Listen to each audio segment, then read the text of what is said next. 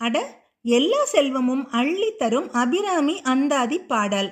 இன்று நாம் கேட்கப் போவது 14வது பாடல். தலைமை பெற.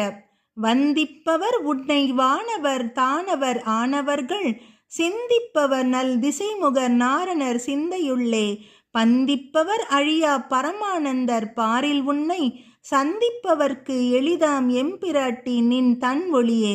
இந்த பாடலுக்கான பொருள்: எம் தலைவியான அபிராமி அன்னையே, தேவர்கள் அசுரர்கள் ஆகிய இரு வகையினரும் உன்னை வழிபடுகிறார்கள்.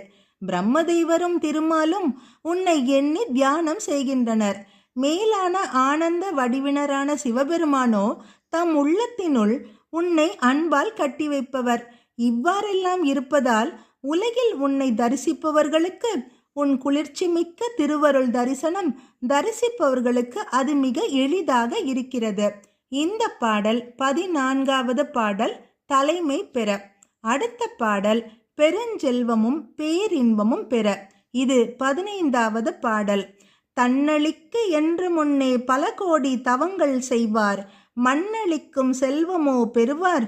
மதிவானவர் தம் விண்ணளிக்கும் செல்வமும் அழியா முத்தி வீடுமன்றோ பண்ணளிக்கும் சொல் பரிமள யாமலை பைங்கிளியே. இந்த பாடலுக்கான பொருள்: அழகிய பண்ணை போன்ற இனிய மொழிகளை பேசும் நறுமணம் கமழும் திருமேனியை உடைய யாமலையாகிய பசுங்கிளியே, உன் பேரருளை பெற வேண்டுமென்றால் முற்பிறவிகளில் பலங்கோடி தவங்களை செய்தவர்கள் இவ்வுலகை காக்கும் அரசபோகத்தை மட்டும்தானா பெறுவர்? யாவரும் மதிக்கும் தேவர்களுக்கே உரிய வானுலகை ஆளும் அரிய செல்வத்தையும் என்றும் அழிவற்ற மோட்சம் என்னும் வீட்டையும் அன்றோ பெற்று மகிழ்வர். இது 15வது பாடல். இந்த பாடலை கேட்பதால் பெருஞ்செல்வமும் பேரின்பமும் பெறலாம்.